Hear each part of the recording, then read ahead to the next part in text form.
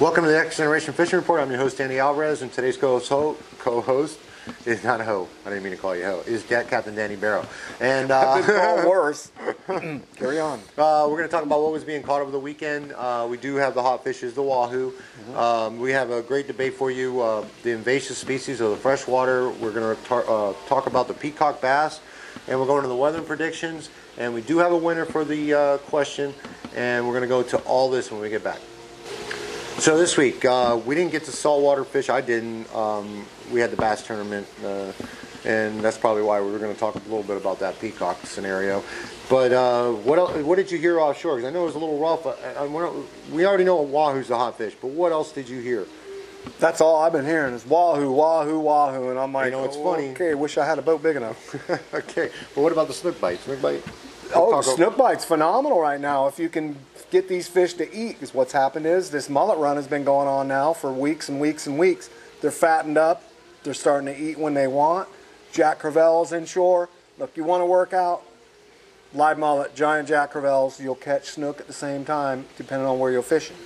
Now, the bottom fishing's bite is really, really good when it comes to snapper, grunts, your overall scenario. Bottom fishing has been really good. Captain George with the Madsun, he's been sending me pictures of his catches, and they've been great trips, guys. So if you're in this area and you're looking for a trip, call up George from Madsun Fishing Charters.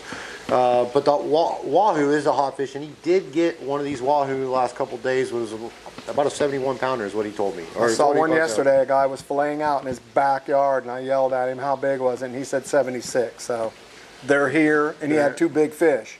The big one weighed 76. So they're here, and then everybody else that I just in the loop that I'm in, it's wahoo, wahoo.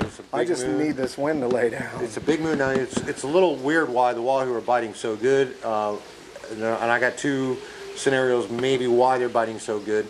Is not only you have this big full moon, okay, you got this high tide, but you also have this dirty water out there. And normally these wahoo stay away from dirty water, and I don't know what it is, why they're in this dirty water. And it could be it could only be the surface water that's real dirty, and then below it might be crystal clear.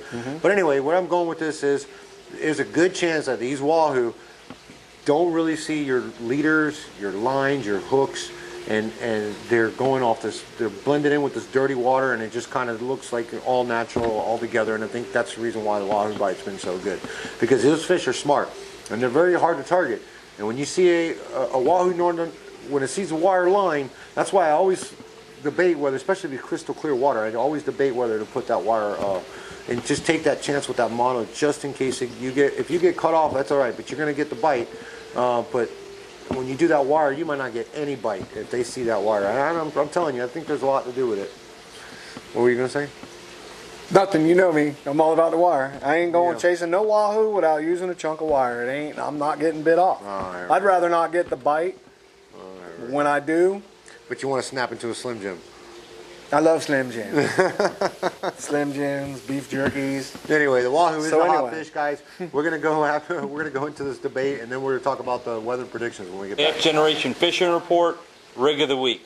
This week we're gonna show you a rig for wahoo fishing. Wahoo fishing is very specific. What you do is, you're not going to catch wahoo doing, your regular dolphin thing. You may get one, but you won't get them consistently. If you're strictly targeting wahoo, you will need to use specific rigs to target wahoo. We like to use extra strong hooks, okay? And that's because their mouths are set up in a way that when you catch them, you have to keep speed because they will swim back to the boat, all right? And what happens is, if you're driving and that wahoo is swimming faster than the boat, which they often do, they will swim and create a slack in the line, and that hook will come out of its mouth. Especially because what happens is their first run when they hit that bait is so long and so hard that they create that hole in the mouth a little bit bigger. So when they turn around after that first run, they'll turn around and swim right back at the boat. And when they do that, the hook pops out because that hole in their mouth became a little bit bigger. So because you do have to keep the speed, you want to keep a lot of tension on them on wahoo. You can keep way more tension on wahoo than any other fish, and you want to, because their mouths are strong, and you will not pull the hook out. Okay, the hook will simply only come out if they're swimming back at the boat. Now, what you'll hear is people always lose their fish right next to the boat. You will hear it always with wahoo, especially that, oh man, we lost it right at the boat, and that's because you want to drag the fish. You want the tension on the line. If you ever stop the boat, you will lose the fish, especially right next to the boat. So you use double strong hooks so you can create that. So when you are making that tension on the fish, the hook doesn't bend. All right, because it will bend. So you get a double strong hook, and we use a little bit bigger wire. Okay, so normally with most guys, they'll use number 7 wire. Number 7 is okay, and you may want to bump it up even higher if you're using really big baits and you are strictly targeting wahoo. So I'm going to show you this. Everything has to be perfect with a wahoo rig, because it will go wrong. If there's something that isn't perfect, it will go wrong when you're catching wahoo. All right. So your haywire twist has to be perfect. Put your wire through here. All right. Bend the wire. All right, and what I like to do to make a perfect haywire twist is I go ahead and grab my pliers and I hold that right there with my pliers. And now what you're doing is twisting the wire together. The wire should look like it's being braided together. You're twisting it together. It cannot look like one wire is wrapping around the other. That's not strong. When they're wrapped together, that's when it's strong. You do that about 3 or 4 times. Okay? Now, you take the short end of the wire and twist it so it's perfectly straight up and down. This is to finish it. Now you do what we call barrel wraps, which is just this wire wrapping around the other. And this is what locks the whole rig in. Okay, next. This tag end, you do not cut it off. I see a lot of people cut it off. You don't cut it off. All right? What you do is you bend it back and forth and you break it off.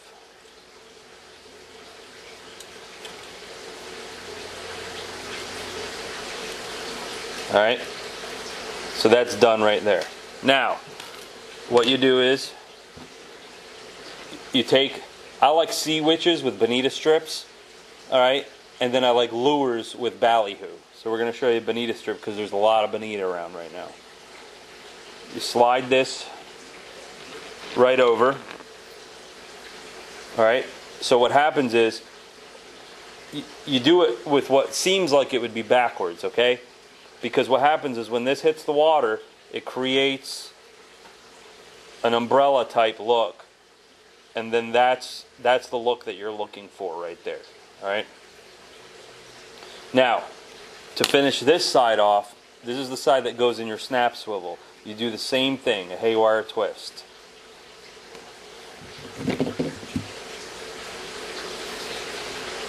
All right. And go ahead and do the same exact thing. The 2 wires wrapping around each other. Do it about 4 times. And then finish the rig off by doing the barrel wraps. I can do this really fast on the boat. A lot of times what I'll do is I'll have my rigs ready and I'll slide the lures on the morning of and then finish my knot off in the morning. Because a lot of times when bait's sitting in the cooler, you don't want your lures sitting in there and everything else. So I'll have everything rigged up, ready to go, just to have that lure slide on. All right? Now, do we have any copper here? All right, I'll show you how to rig it actually without copper. It's my preference, and actually the lure runs much straighter that way. All right. So what you would normally do is you'd put a piece of copper here, and so I'll show you both actually. The way you put your bonita strip on is go ahead and line it up. The eye of the hook is at the tip, okay? And where the bend is, Put your finger right there, okay? And that's what you measure it with. So now I'm going to put my hook through that side. All right? And the way I do it is like this. I just put my fingers here. And we're using a fake bonita strip, obviously. All right, so now that's that. Okay? And now the eye of the hook is perfectly at the tip. If you were using a piece of copper, you would puncture a hole there and attach the copper to your hook. Wrap it around the shank of the hook, put it through the bonita strip, and bend that copper down. All right? Much simpler way to do it. I'll show you right now. And it runs truer, and this is the way I actually do it myself. A lot of people use the copper, and there's nothing wrong with it. But this, in my opinion, it takes a couple minutes longer, and you have to re-rig. The reason people use the copper is because you don't have to re-rig every time. But with this way, the bait will definitely run true. So you have the eye of the hook here, and what I do is I'll put your wire directly through here. And so your bonita strip becomes part of the rig. All right? Just like that. Now you do your haywire twist, and there's no better way, because now the bonita strip is actually attached to the strongest part of the rig, and it's straight and it will run true.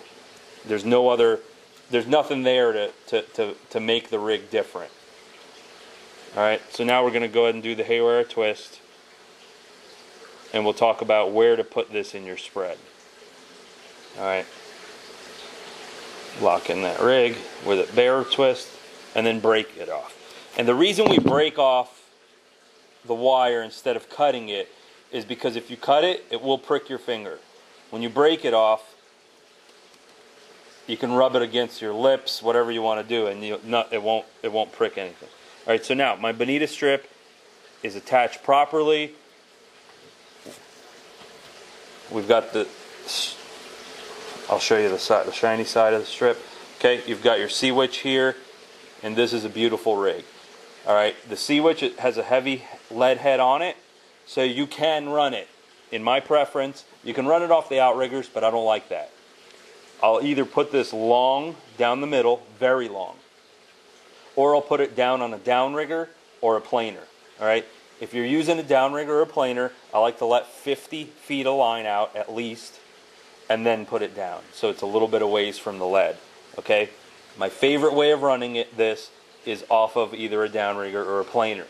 Another way is instead of the planer, you can use a cigar weight. I like the 32 ounce is a perfect blend for that. Okay. Now, those are 3 places you can put these baits. All right, these baits are strictly, we're targeting wahoo. You will maybe get a bycatch of kingfish or mahi or bonita, but you're strictly targeting wahoo. This is what all the pros use. This is what all the tournament guys use.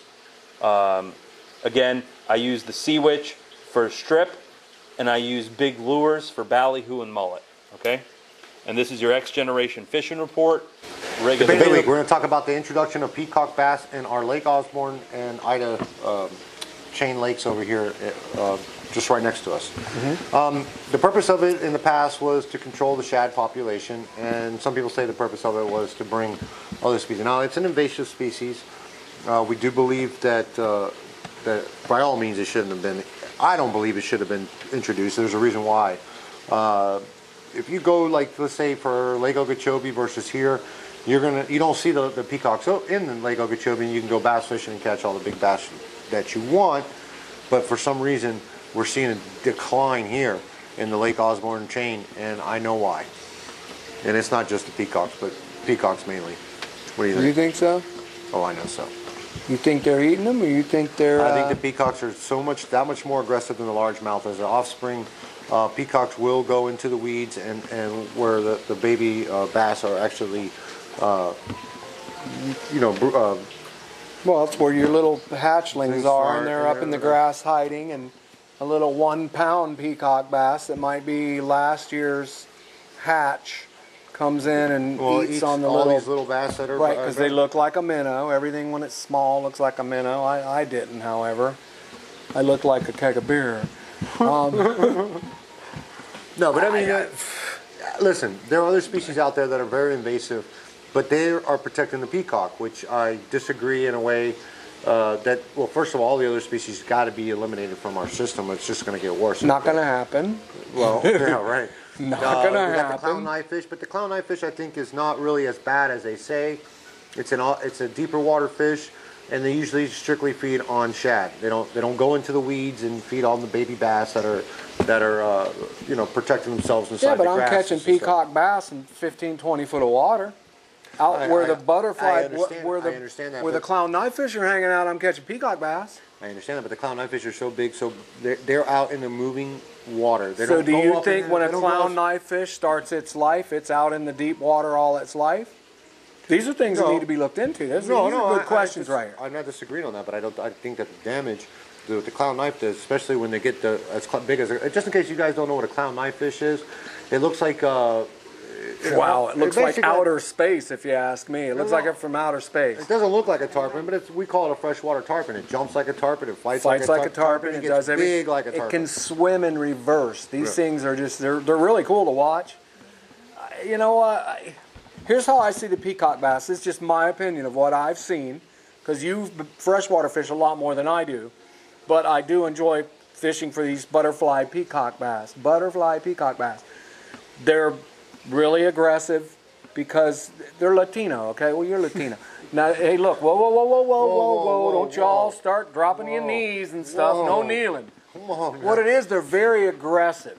And what I think what happens is our, you know, your largemouth bass that are native to Florida, they're not as aggressive. They are when it comes to feed time. It's like eating shiners and eating bluegills and little, you know, what they forage on.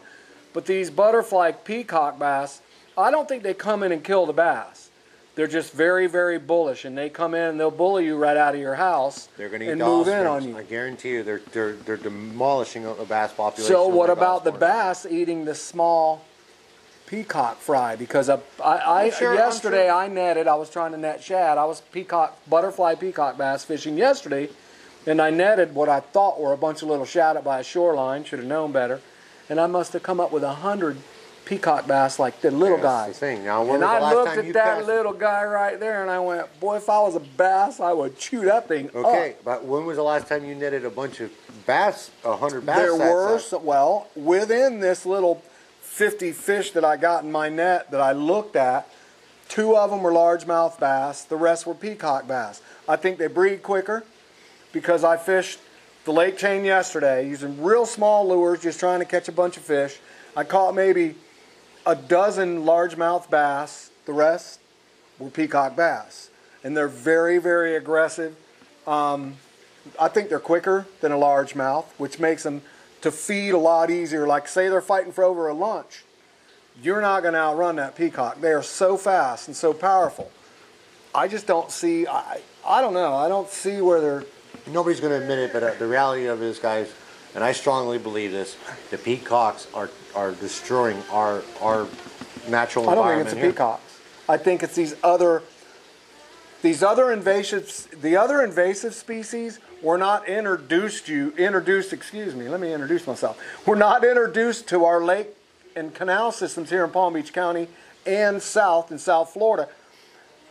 The peacock bass were introduced to South Florida to eat the non-invasives like cichlids, oscars, all these fish that people were dumping out of their fish tanks that bred, and before you knew it, like we have now. That's the purpose of the You peacock. go down any canal, look, and I've said it to people. I go down these canals looking on the shorelines. When I was a kid, you could walk a canal bank with a cane pole and a bucket of worms and catch bluegill and speckled perch, which some call crappie, shell crackers, brim, all day long. Now you go along these shorelines, there ain't nothing there but them big tilapia and them giant cichlids, the Mayan cichlid. They're just super aggressive fish. These fish are from South America. And then the purpose of the peacock is to control that population. I grant it. They were introduced for that reason. They probably did its job for a decade or so. But now we're seeing the real aftermath now that the peacocks are mass producing in numbers, and you're not going to be able to control this population. And sooner or later, we're going to see the real true. We're going to see the decline. What you're saying, I honestly, just from from what I've seen fishing the last couple weeks, fishing the peacocks, doing charters. You know, if I do an inshore charter freshwater, we might catch 3 nice bass the whole day, but we're going to catch 50 peacock bass. I don't think the peacocks are eating all the bass. I think the bass themselves, the peacocks will push them off their beds and make them move to another house, you know, which I call them houses, the beds. They'll make them move maybe and say, look, you got to live somewhere else. I'm taking over this household. But then as far as eating all the fry, largemouth bass, I think it's more your cichlids, the tilapias, all those other fish. I think they're the ones that have really damaged the largemouth bass here in South Florida. And now the peacocks are like, they're doing what they can to control these other species, but at the same time, they're blowing up because you've got all these other invasive species eating these little largemouths, and the peacocks are probably eating them too. And then you got peacock versus bass. I know, but you got to. I mean, I know what you're trying to say. I have had freshwater anglers. You take a peacock bass that's usually about 8-9 pounds. Yep, that's versus a big one. Mayan cichlid that's a little under a half a pound. You mean to tell me that little Maya cichlid is going to do more damage to the largemouth bass than a 9-pound peacock? I ain't buying it. Yeah, but there's Mayan cichlids around right now in these canals. I see these kids that come poaching for snook at the spillways, and they got a cichlid like this, these monster Mayan cichlids. Yeah. What about the tilapia? You don't think they eat the baby bass? No, the tilapia, I don't believe they do. It'd be nice. It'd be really nice if you. Have you ever caught a tilapia on a? No, I've never caught one on hook and line. There you go. It would probably have to be something small and bread balls. Bread balls is what they fish. No, they're not vegetarian. I caught them in beds with the little jig, you know, and I put a jig and I jig it in front of them, and usually you could see it because they made their own beds, and you could see them, and they would ignore it, and finally you'll just piss them off enough where you'll hit that jig. The beds are where I don't buy that they sit there and destroy the bass. No, I don't buy that. I don't think the peacock are destroying the largemouth bass population. That's just my opinion. Because there's so many evasive snakeheads. Well, yes. Now, yes. I mean, there's a fish. That's a whole different. There's a fish that you got guys out there. Hey, let's go snakehead fishing. Yeah, they're a great fight, and they're this ugly, beastly looking thing. That is one nasty fish that you can't. Here's how it goes. No matter what we do, our canal and lake systems in Central to South Florida are so loaded with these species, all these invasive species now. There ain't no stopping them. Okay, I fished with Tim, who works for you, took me out. I said, I want to do a clown knife fish. Let's go catch a couple. He said, no problem. He took me out to a place, I tell you could walk on these things. Awesome fish to catch, but I can just... You gotta kill them too, by the way. It's not. No, it's not. Yes, it is against the law. Yes, it is, Danny. You cannot put an invasive species in the canal. So if you take it out of the canal, you can't put it back in. The word is wrong. I want y'all to look up the word wrong. No, I thought I was... You can get a ticket for it, man. I'm telling you. I don't think so. I'm telling you. No, you're telling me.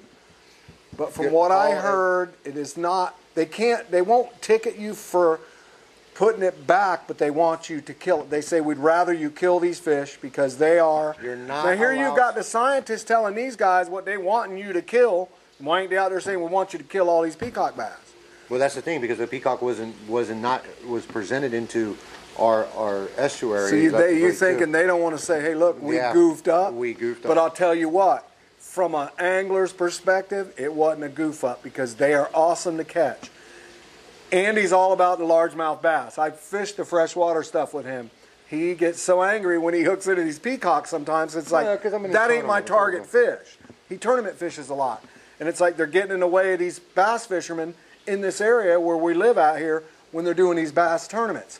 Peacock tournament coming down the road. Tim Rowe's going to watch this. No. Peacock tournament fixing to come up. Anyway, Danny's got to do some research, not realize that it is against the law to put an invasive species in the water, whether you caught it and put it back in the water or you took it out of your fish tank and put it in the water. It is against the law. You can get ticketed. I'm going to make sure he reads up on it to prove him wrong again. That's our debate of the week. Weather and predictions, Danny, what do we got for us?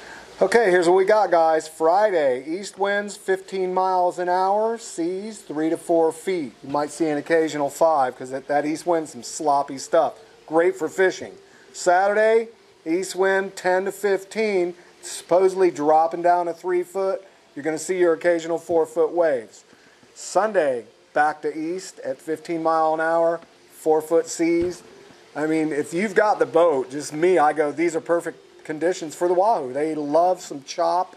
It's not comfortable to fish, but you're going to see a lot of big fish caught. Now listen, granted, Danny, I think you're right for once in the show today. Wow, he wrote the book. I'm just kidding. No, but I think the conditions are going to be there for that wahoo. I think the wahoo is probably going to be another, the same species of hot fish for next week. I could be wrong, but I think that's going to be the case. If you are going out there, it's going to be rough, guys. So you either got to do that or, the inshore bite, man. Look, there's plenty of stuff going on inshore. If you don't have a big enough boat to go out there comfortably, walk the beaches. You got the finger mold. Walk the beaches. And don't forget, you can travel too. Sebastian area right now. My brother surfed there the last 2 days. Came walking in the door earlier today and goes, "Dude, I've never seen so many mullet on the beach in my life."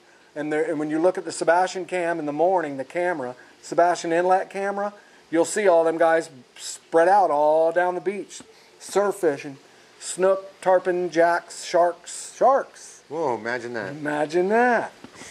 And don't forget, guys, with the way the weather has been, the permabite is not that far away from getting really, really hot. So keep that in mind. We haven't heard much on it. I've heard a few here caught in there, but it's not been hot. But just keep in mind, it's only a matter of time before they start showing up, especially following this mullet run. They're on the reefs in the deep water. They'll be moving in soon. Soon. So that's our weather and predictions for this week. We do have a winner for the question of the week. It was a $100 gift certificate. JC, if you're out there and you're watching this show, you must email us before next week's show saying that you watched this show, and it's a $100 gift certificate to X Generation. You come in here, let me know. I will make sure I'm here, and I'll give you that $100 gift certificate. Use it however you want in the store. But we do have a new species. Now, JC, since you won this one, you can't win it 2 times in a row. So right now, this new species, Wayne here is going to post it up for you. And the new species is... Now, if you do email us at xgenfishing@gmail.com with the correct answer, and you are the first one, you will get a $25 gift certificate to X Generation. You can use it however you want in the store. Again, xgenfishing@gmail.com. You must be the first person with the correct answer. Now, listen, guys, we always state this. We're not just looking for the general name. We're looking for the whole entire name, the real name. No nicknames. No nicknames, no nothing. We're looking for not the scientific name either. If we say the scientific name, we'll let you know. But right now, we're just looking for the real, true name. That being said, we'd like to thank our sponsors. J-Cam Lures, Shark Fever with Devin. GoSnookFishing.com with Captain Danny Burrow. X Generation, of course, and support your local tackle stores. We'll see you next week. As a SeaWorld, we're born here. Sending them into the wild wouldn't be noble. It could be fatal. When they freed Keiko, the killer whale of movie fame, the effort was a failure, and he perished. But we also understand that times have changed. Today, people are concerned about the world's largest animals like never before. So, we too must change. That's why the orcas in our care will be the last generation at SeaWorld. There will be no more breeding. We're also phasing out orca theatrical shows. They'll continue to receive the highest standard of care available anywhere. And guests can come to see them simply being their majestic selves, inspiring the next generation of people to love them as you do.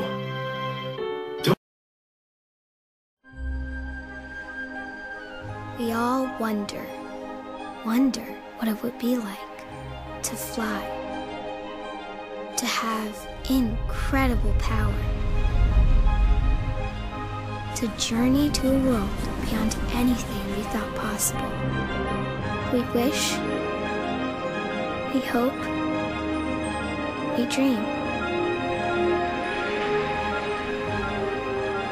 Then we come to realize wonder can be real after all. Lumos Maxima.